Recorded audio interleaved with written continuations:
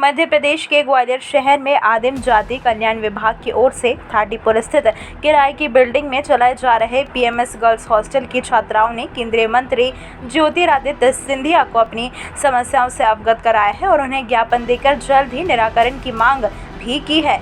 दरअसल PMS girls hostel की करीब 50 छात्राएं अव्यवस्थाओं के चलते परेशान हैं, जिसकी शिकायत उन्होंने विभाग के कई अधिकारियों से की, लेकिन कोई निराकरण नहीं निकला।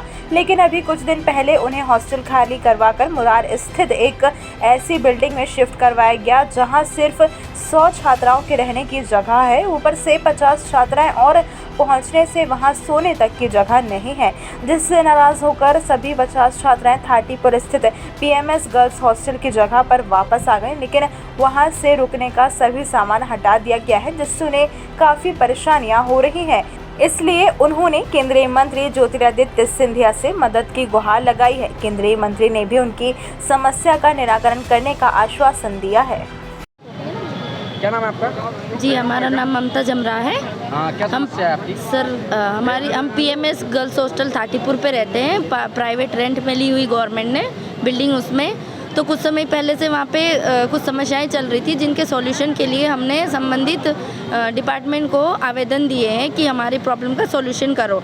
तो ना तो हमारी वार्डन सुन रही है और ना संबंधित जिम्मेदार अधिकारी जो एसी सर हैं, असिस्टेंट कमिश्नर सर हैं, जो प्राचार्य पद पे हैं, एचबी शर्मा सर, वो भी हमारी समस्याओं को लगातार नज़रअंदाज कर रहे हैं सर। उनके नज़रअंदाज करने के चलते हमने फिर वो नहीं सुन रहे, तो फिर हमने आवेदन कलेक्ट्रेट में, अपर कलेक्टर को और संभागीय आयुक्त विभाग में सब जगह से हमने आवेदन दिए, सब लोगों से गुहार लगाई। आपने सिंधिया जी को ज्ञापन दिया है? हाँ सर, आश्वासन दिया है? जी सर, उन्होंने कहा कि वो इस मामले को संज्ञान में लेंगे और गंभीरतापूर्वक लेके सॉल्यूशन निकालेंगे। कुछ न कुछ 1-2 दिन की ही बात की उन्होंने। साथ में आपने ऊर्जा मंत्री को भी ज्ञापन दिया? जी सर, उन्होंने भी कहा कि तत्काल दिखवाते हैं, क्या मामला है तत्काल दिखवाते हैं। मामला क्या है सर? मामला ये है कि हम लोगों की आपस की समस्या बढ़ गई थी, तो उस वजह से हमने मतलब सर को शिकायतें डाली थी, मैम को, वार्डन मैम और सर को।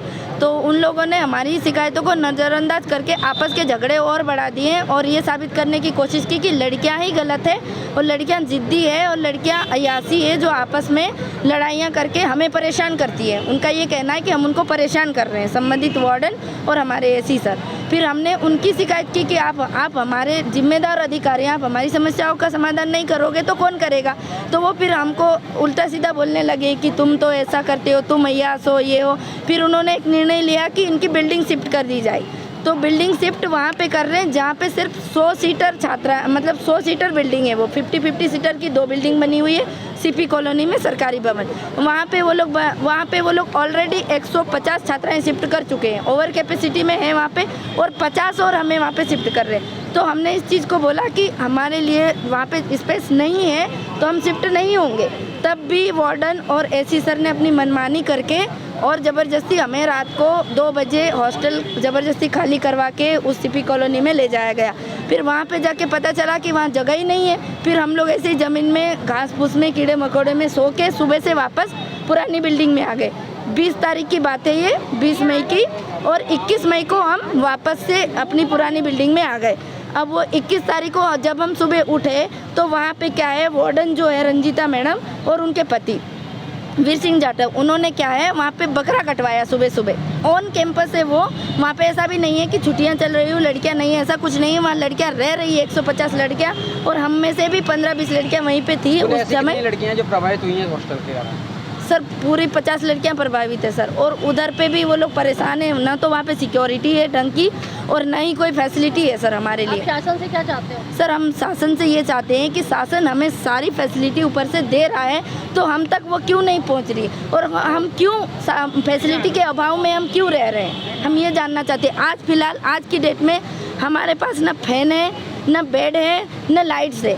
लाइट्स भी ले गए हैं वो खींच के, फैन भी ले गए हैं और बेड भी ले गए। हम बिना बेड के, इतनी गर्मी में, बिना लाइट्स के और बिना फैन के रह रहे हैं। आज हम लगातार 2 महीने से परेशान हैं।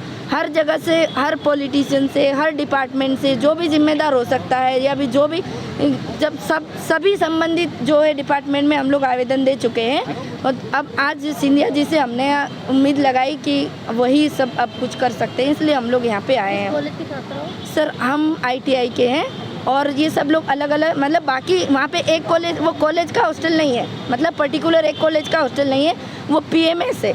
वहाँ पे पूरे UG और PG की सभी अलग अलग कॉलेजेस की छात्राएं रहती है मैम। ग्वालियर से प्रमोद जगताप की रिपोर्ट।